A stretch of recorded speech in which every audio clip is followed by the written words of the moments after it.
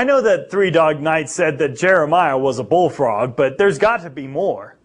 Was the song really referencing the Jeremiah of the Old Testament? Who was the real Jeremiah?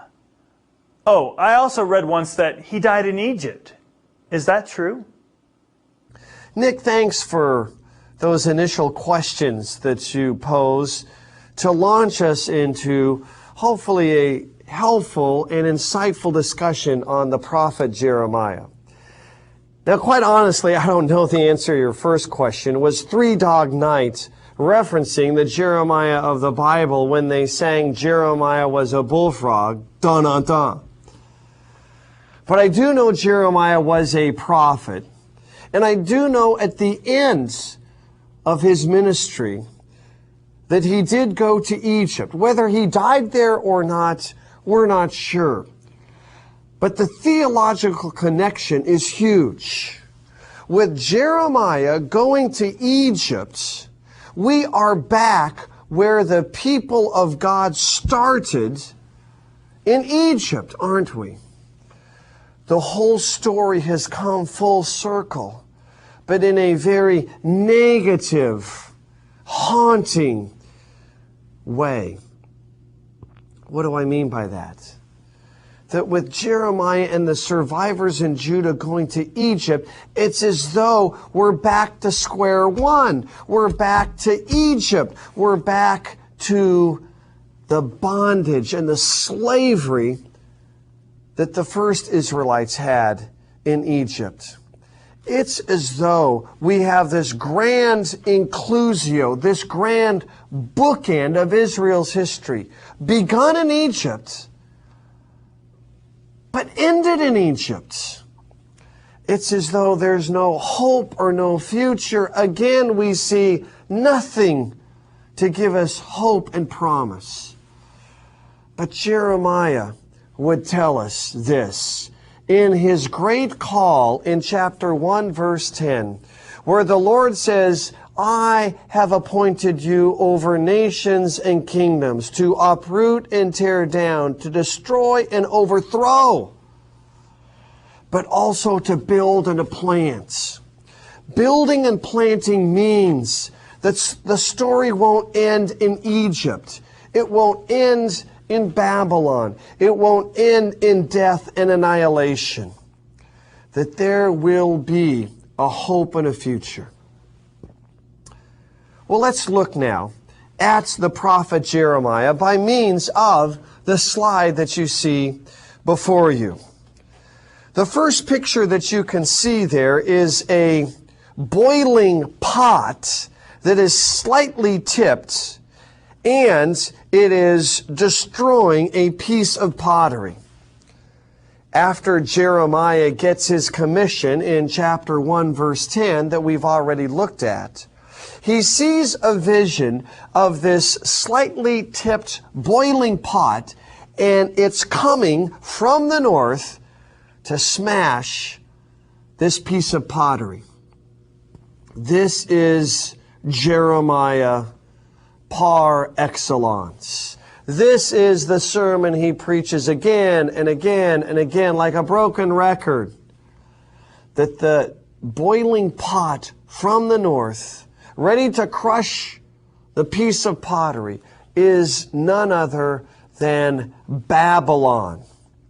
Technically speaking, the Neo-Babylonian Empire that is quite often called the Chaldeans.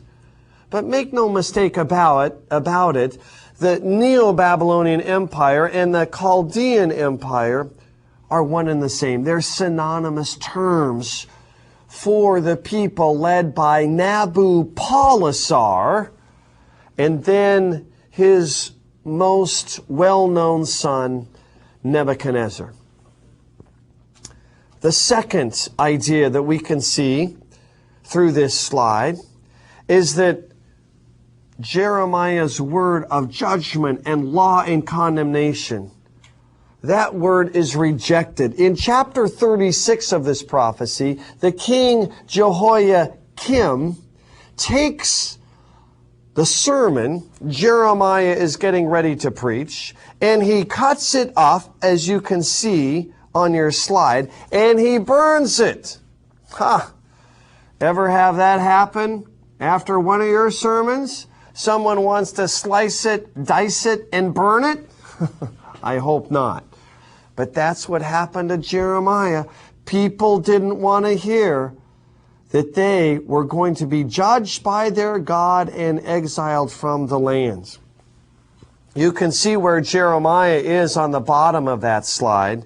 He is there, placed in a pit by King Zedekiah.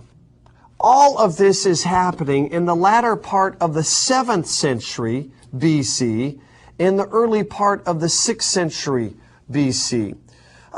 Jeremiah roughly begins his ministry in 620 BC and ends sometime in Egypt following the debacle of 586 BC.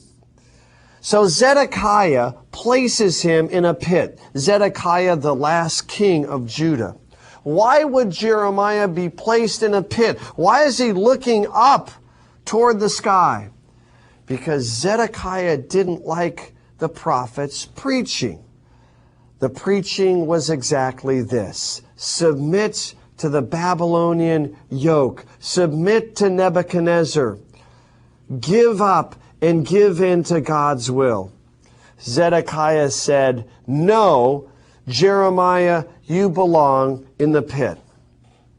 Well, all of this is negative. All of this is judgment. All of this is condemnation. Does the prophet offer any hope? In his so-called book of consolation, in chapters 30 and 31, Jeremiah offers hope and a future. Specifically, chapter 31, verses 31 through 34, through Jeremiah, the Lord promises a renewed covenant that he's going to cut with the house of Israel and the house of Judah. It will not be like the covenant cut at Sinai, in that there will be external tablets whereby God writes his words upon tablets of stone. No, the slide shows you that the covenant will be written upon people's hearts. It'll be different from Sinai in that respect, but it will be similar from Sinai in the respect that Jeremiah says that God will be their God and Israel will be his people. A direct quote from Exodus 6, verse 7. So it's similar to Sinai, but it's also dissimilar from Sinai. It's better than Sinai because the Torah is written upon people's hearts and placed upon their minds. And God will forgive all their iniquities and remember their sins no more.